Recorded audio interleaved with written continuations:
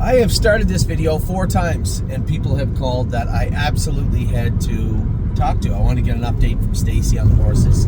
They're good. Showed some mucus their last start. Well, one of hers and one of ours. Showed some mucus their last start, and was going to give them a week off, but they don't race on the Super Bowl Sunday in Miami Valley, which is odd, but just is how it is. So, she was looking to get them raced, get greatest ending race next week at the Meadows maybe, or Northfield. I said, it's no problem. And then the car dealership called. So our Tuesday nights are busy enough, right? And got done late at the barn because we were training everybody. I went over to the tack shop. Amy picked up the kids. We went home. Didn't get home till 3 o'clock. Ollie's got baseball at 7. Ava has dance at 7:15. 2 different places. I had to race at 7 o'clock. So I dropped Ollie off at the place where he goes for his practices, like a batting cage. They do some fielding work. I dropped him off a little bit early, 6:45. Went to the track and raced. Amy went and picked up Ollie, and I picked up Ava. I was in the 6th and not in again till the 14th, so we both headed home again. Or I thought we did. Amy calls me. I get in the car. 4 missed calls from Amy. Call her back. What's up? She goes, I pull into the batting cage place. My car is smoking. She goes, I get out. It's clearly coming from under the hood. There's oil on the ground. She goes, I don't know what to do. Well, I know that the dealership that we brought our cars to is about 10-12 minutes south of exactly where she is. So I went and picked up 2 quarts of oil, back up. She said none of the engine lights come on, it just was overheating. Put the oil in the car. As I'm pulling into the dealership, it said turn off car overheating. Pull it in. They called me this morning. There's some sort of engine cover. He said, I don't even know how it was leaking from there. He goes, regardless of what it is, it's covered under the warranty. We'll get it fixed today. You guys will pick it up tomorrow. Okay, cool. That was best case scenario. You know, obviously when your car's leaking oil, there's could be a million things. None of them are inexpensive. So that worked out good. Good news. Stacy said the horse had mucus. All good news. The horse came in today. The horses were good. The only bad news that I had of today was I looked at the weather on Friday. We had to train on Friday because I'm in Ontario on Saturday. Now they can train on Saturday, but I'm not going to video when I'm not there. If the horses are going to have Friday off, which it looks like they're going to, Saturday's going to be another slow day, right? I want them going fast on Saturday. Now, I can tell you, when I look at the weather, we can probably video everybody on Wednesday. Looks good, -2. Everything should be perfect for Wednesday morning. So I'm going to run it by Steve and Curtis. So we're going to push our training. They're going to train, but we're going to push our videoing from Saturday or Friday to Wednesday. So that was bad news. Hopefully we can turn into just a little blip on the radar and get them all trained on Saturday. Coming back with another slower training mile on Saturday morning, regardless if Amy and I are here or not, isn't the end of the world. So that's done. Now I want to talk to everybody about last night. I got a couple emails from people saying, is there something wrong with horses like Watch Your Mouth or Early Place? Is there something wrong with these horses that they're going to race like that? And I said, wasn't clear enough. What I meant by last night was, say if a horse feet are hurting them a little bit, I might come over here and drive Memory and Imagination, and Looks Like Money. Memory and Imagination last week was not great. Scott looked at him after, his feet were sore, his hocks were bothering him, one ankle. These are things that you can work on, and he'll be much better today, even though I do have to race him off the pace today. That's the other bad news. All our horses drew poorly, for the most part. I shouldn't say they all drew poorly. The vast majority of our horses drew poorly over the next 96 hours. That's a fair statement. 2 in today, 7 in a 7-horse field, 8 in an 8-horse field at the Meadows. Northfield Park tonight, we have 3 in, do we? I believe 3 in. 8-hole with Patrick, 8-hole with Century Legion. Leggy drew like 2, 3, 1, 2, 3, something like that. So, Memory and Imagination race good though. Just got beat at the wire. Finished second, beat an Akin 56. Come off the track. Tim, he's not trotting great. Tim knew within an hour. Feet, we got to work on his feet. His hocks are bothering him. One ankle needs a little adjustment. We can work on that too. A little help. But he raced good because he's a good horse. But when you have horses that maybe you're just okay horses, just meat and potato, run-of-the-mill horses, you have to make sure, you have to be more proactive, right? You can't be reactionary. It's tough. Toughest thing in the world to do is race a burn full of just ordinary animals. It is tough. You're always on alert. You got to make sure all their feet are all good all the time. You got to make sure everything, you can't run a burn and make sure everything is perfect all the time. These are animals. It never will happen. There'll always be something. Not with every horse every week. Every week with some horse, for sure. Watch your mouth. Trained the other day, maybe tied up a little bit, maybe bled a little bit. I'm not sure yet. Got to run his blood and find out. I can assure you something was up. I knew halfway down the stretch behind the gate that he was no good last night. Week before when he raced good, he was tugging me off the car, sharp behind the gate. He might have raced okay and got beat, but that was him at almost his best. Last night, falls off the gate. Didn't really want to advance second over. Was more than happy to go back down to the rail. When he had another chance to attack and they sped up in front of him, I'm good. Early play. Stuff bothering him last night. Knees probably. His left stifle might be bothering him. Historically, those are things that bothered him in the past. These aren't major things. But when you start combining them and compounding them, you see the difference. And there was quite a difference last night. So I want to make sure that everybody understood my email. There isn't any glaring issues with either of those horses last night. They're just of the ordinary variety. And you have to make sure, you have to be super proactive with those horses. So I talked to Cordon last night, who's a caretaker of Watch Your Mouth, and I believe Early Play, and said you have to work on their feet really hard this week. We're going to have Dr. Latessa look at them, but we need to make sure. We'll do our job. You got to make sure that you're on top of their feet all week. And he will be, for sure. So that is what was meant by last night's video. I didn't want to alarm anybody. There wasn't anything overly wrong with the horses. We just have to be, some horses you have to be very proactive with. Other horses, just take good care of them and they'll take good care of you. You can be a little more reactionary, especially this time of year. So that is last night. And today, obviously Amy and I and the kids are leaving Friday afternoon. Ava's a little pouty because she had a pep rally and a volleyball game she wanted to go to today, Friday afternoon. I said, honey, we're all going places, and we're at some point in many points in time over the year, people are going to be frustrated because they didn't get what they wanted. Right? Ollie has baseball practice Friday. We're planning on going back to Ontario anyway. Need to get him to that baseball practice, and we're going to. So, we're heading back Friday afternoon. We will be in Ontario on Saturday. Now, I told Danny, I said, I'll be there to help train on Saturday morning.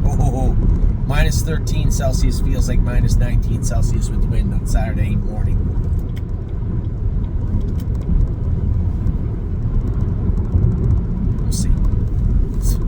We'll see how it plays out on Saturday morning. How's that? Now we're going over here today. As I said, Memory and Imagination, looks like money both in to go. One will be forwardly placed, one will not. Tonight, 3 horses in. 2 will be forwardly placed, 1 will not. But it should be a good day. And then we also have our boy Yo Mister coming off a win. He's in tonight at Miami Valley. So, lots of stuff going on. I originally wanted to make my video this morning because just the stupidest things, right? That remind me that I want to get back. I have a lot of people asking about the transition and having John Evans come on and run the stable. John was in the middle of selling his company, so there was a lot going on from his end. Ultimately, what I want to get back to is being the very best, not just in our industry, because that wouldn't be hard, the very best we can be with customer service. And I think we've strayed from some of that, right? I want it to be easy to get involved, to approach the stable, to have a dialogue with the stable. I want it to be an easy process for people to buy a piece of a horse if they want, get licensed. That's going to be a big point of contention over the next year, is trying to streamline and helping streamline licensing practices in the industry. They are atrocious. They have been for a while, but it's kind of just been the norm, right? We've gone with the flow for a while. When we started the stable, it was very obvious that licensing was an issue, and we were working with, whether it be the AGCO or any number of state agencies, to reform this. It's not going to be an easy thing to do. Here in the States, every state is different, right? And when you hear reform, say we want to save our clients money, right? We want to save our clients money in being able to get licensed in an easy and streamlined manner. All that means to a state is, well, we're going to get less money. And they don't understand that by taking away that front-loaded cost of X amount of dollars to get licensed, or doing away with the foolish fingerprints, because we all know it's a cash grab. The fingerprint system, you don't need it. Never have.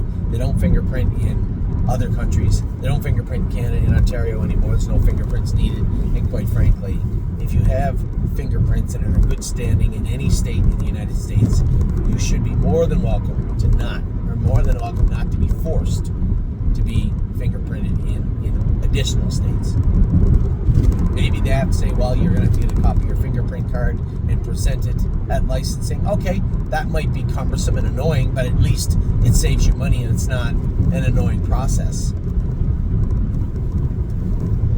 Either way, stuff like that we want to get back to working on. You know, the little things in life put things like that in perspective. So we're going to the O'Brien Awards, and I had to order a pair of shoes, like tuxedo shoes. And I hate buying stuff off online, but I went to a couple of places and there just wasn't anything I liked. And I bought a pair of shoes online from a store called Amberjack. They were going to get here in plenty of time for me to try them on, see if I liked them. The idea of having to send something back is annoying. Well, look here. Here's my wife. Horse kicked at her, bruised her wrist. Bought this thing 10 days ago. Immediately knew. We didn't even get a mile down the road. Knew that it was going to be garbage. She said, I'm going to take that back. Sure you are. Yeah, absolutely. I believe you 100%. 100%. I'll take that back tonight. There's nothing more annoying than getting a product or getting something you don't like and having to send it back. But I did it. I bought the shoes. I have to be honest. The best pair of shoes I've ever had on. Now they're kind of patent leather, so you can't really wear them everywhere. But they're and the way they put it out there. And this is important for us as a stable. I got the box. I opened the box. Everything was neat and tidy. The way they presented the shoes was amazing to begin with. I was hoping they were good. Put them on, they were fantastic. Everything about the process, from where I went onto their site, to I bought the shoes, the receipt, the follow-up message, the alerts that they're being delivered. That's customer service. You got a great product, great customer service, you're going to have a good business. And that is that. We have a great product. We need to elevate our customer service. We need to make it easy for people to buy a horse, get involved. We already do the videos and the dialogue. I love doing this stuff. I'm happy to talk. You know, one of our clients, Darcy, said to me, he said, you know, Anthony, you know, it'd be good if you got everybody's phone number and then just took 2 or 3 or 4 names every week and called them. I'm going to do that. I enjoy conversing with our clients. Customer service should be there because the core of it is the stuff I love to do. Paying for your horse and getting paid should be streamlined also. These are things that I want to put John in charge of, and Nishant. How do we make it easy for our clients to be clients and be happy clients? That's what I want to get to in 2025. John's one of you. One, he's a client. That's where he came from. First time I ever met John Evans was with his father.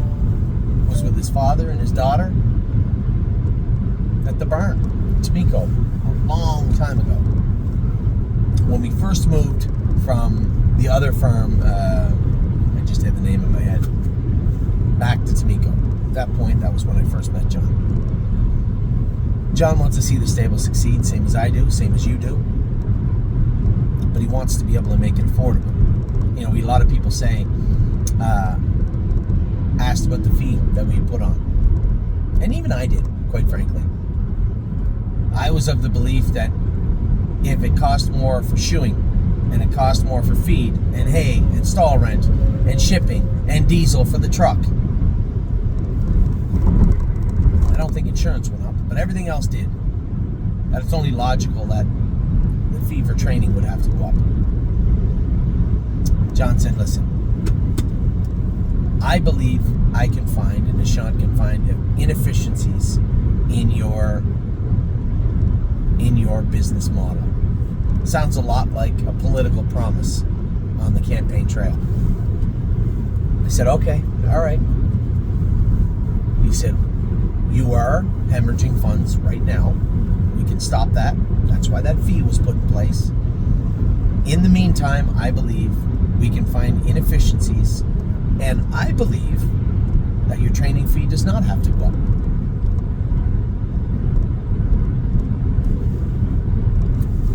Okay, great.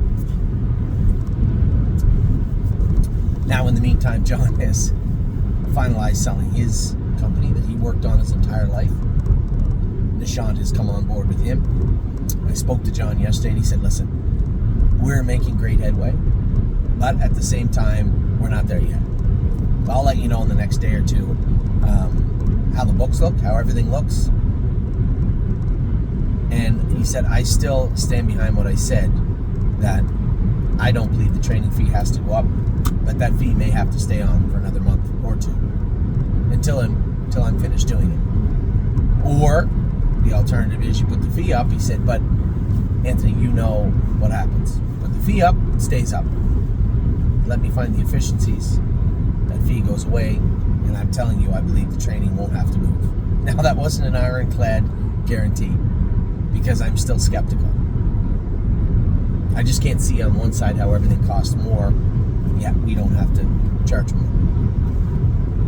But then again, I'm not Warren Buffett. Right? Not a guy that understands the inner workings of business. That is why John Evans is coming on. But all of this video, 18 minutes, minor updates, talking with the babies. We're going to video Wednesday instead of Saturday. Okay, fine. We already got an update about last night's races. Tenacious race good. Everybody else, so-so. An early play made a break. The races today, tomorrow, we already talked about all those. All of this video, for the most part, stemmed from a shoebox with shoes in it yesterday that I got. And understanding that there's so much more to do when it comes to the stable.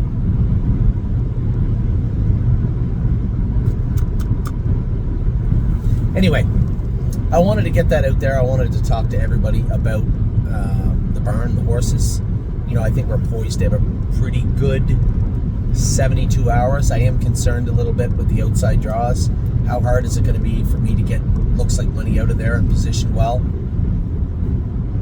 I don't want to drop third and not come first over, and I won't come first over unless I have to. So now you're pinned along the rail with a horse that can go, but he's not known for sprinting on the end of it. Perfect trip would be to get away at the front with a 2-hole. We'll see how that plays out. Memory and imagination, again, outside. I can't imagine I'm going to leave out of there with him. I said that last week, but he did.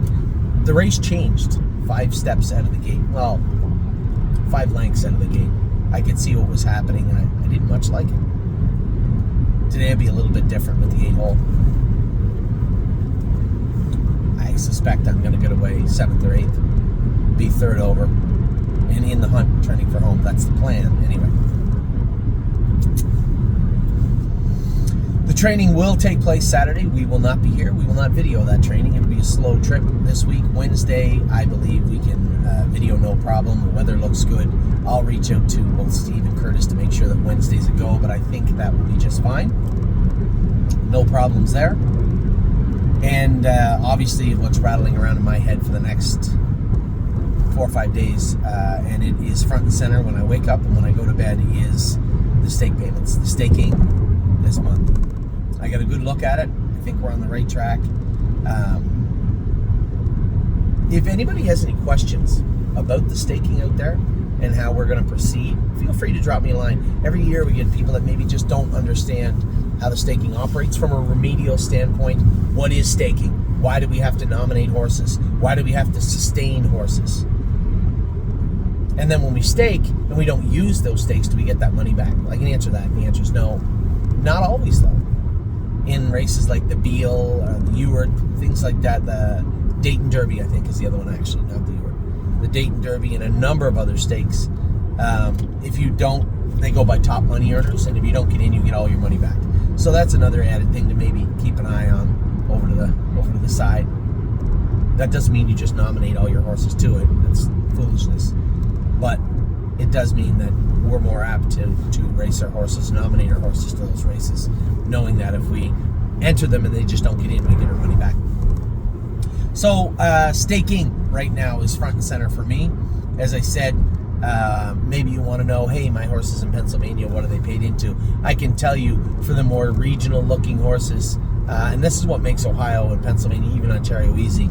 Ohio, you have the Pennsylvania Sire Stakes, you have the Pennsylvania All-Stars if you really like those horses.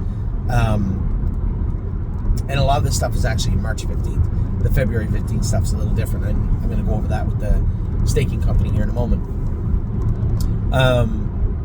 You have the Arden, Keystone Classic, the Simpson, the Liberty Bell. Those are things that keep you rolling right through Pennsylvania the whole season. We have a number of dual eligible horses. I don't want to be, as Randy, our partner, put it, redundant this year, where we enter for stakes that are seemingly on the same day or in the same week. Can't race them both. But I would treat those as like a gold and silver, A and B type situation. Maybe we're not going to go to the Bluegrass because our horse isn't quite good enough, but instead we're going to race the Keystone Classic that week. One is much different than the other. One is for top of the food chain. The other ones are for the feeder system. So those are things that I'm always thinking about and talking about. You want to know where we stand? You want to know about your horse, what my thoughts are? I'd be happy to talk to you about that. Drop me a line, call me. Now, people have said they don't have my phone number. I'm going to put it on the site along with the other one. I do have my Canadian phone. Now, my Canadian phone was a nice phone. I liked it very much. That's what I'm left with. You can see this screen's all cracked. It's my daughter's old phone. It's of the purple and pink nature. I can receive text and calls on the 519 number, but the phone that is in my hand generally is the one that you're watching me on. That phone number is 234-246-8092. Either one will work. And obviously my email is on all my devices, anthony@thestable.ca. You can contact me on Facebook, Twitter, I suppose, yes. A million ways to get a hold of me, and I'm happy to talk to everybody whenever I can. So there, I turned a remedial update into a 24-minute sermon. That's good for me. Amberjack makes some good shoes, by the way. Anyway, I hope you guys have a wonderful Wednesday. It's going to be a little busy for me. I got the Meadows today. Got Northfield tonight. The Meadows Thursday afternoon, and then I'm done for the weekend for the most part. We did opt to put Time Is On My Side back in at Northfield Park only because we weren't going to take just one down to Miami Valley. We'll look at what we're doing with Time in the very near future. He's going to probably have a break in March and come out swinging after that as we start to build his 2024-25 calendar. Take care. We'll talk to you all soon. Have a wonderful rest of your Wednesday.